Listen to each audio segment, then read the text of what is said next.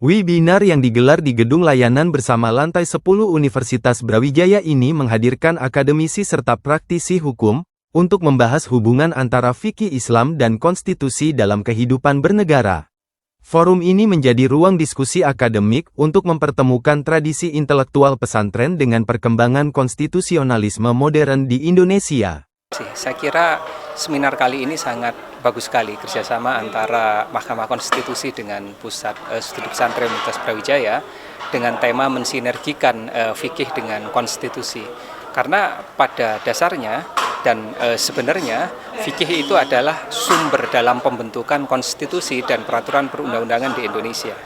Jadi para pembentuk hukum itu dalam membentuk hukum itu pasti memiliki background, dan tentu kita tahu bahwa banyak sekali para perumus peraturan perundang-undangan itu yang muslim dan kemudian memiliki pemahaman yang sangat mendalam tentang fikih dan mendasarkan pembentukan peraturan perundang-undangan itu pada prinsip-prinsip yang ada di dalam fikih. Tapi yang harus didudukkan adalah fikih itu sendiri sumber hukum. Dia bukan hukum, tapi sumber hukum di dalam pembentukan hukum nasional di Indonesia, seperti itu. Sementara itu, Ketua Pusat Studi Pesantren dan Pemberdayaan Masyarakat Universitas Brawijaya menilai tradisi intelektual pesantren memiliki potensi besar untuk memperkuat nilai kebangsaan dan etika bernegara. Kajian-kajian keislaman yang berkembang di pesantren dinilai dapat memberikan kontribusi penting dalam penguatan konstitusi di Indonesia. Nilai-nilai pesantren itu dan yang dipelajari oleh pesantren dimasukkan ya dalam konstitusi kita.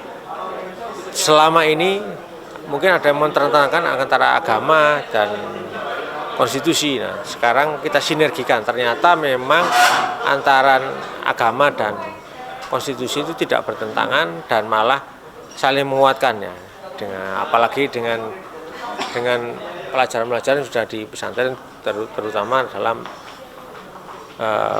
maqasid asy-syariah kan gitu. Maqasid syariah. Dari perspektif pemerintahan, konsep fikih politik atau fikih siasah juga dinilai memiliki kesamaan dengan prinsip-prinsip konstitusi modern seperti musyawarah, partisipasi, serta perlindungan hak-hak individu. Jadi nilai-nilai konstitusi yang ada di Indonesia ini saya kira tidak berbeda dengan apa yang ada di dalam konsep-konsep fikih siasah. Jadi konsep fikih siasah itu memang tidak bisa dipraktekkan atau diimplementasikan secara operasional, tapi lebih kepada prinsipil. Nah, prinsip-prinsip yang ada di dalam fikih siasah itu nggak jauh berbeda dengan prinsip-prinsip yang ada di dalam konstitusi kita.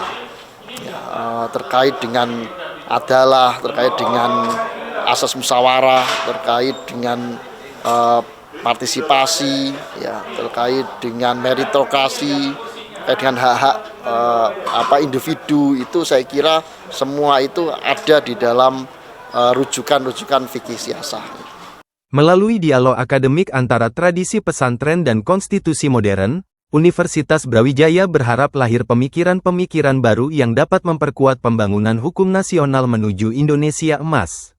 Dari Universitas Brawijaya, tim melaporkan untuk UB TV.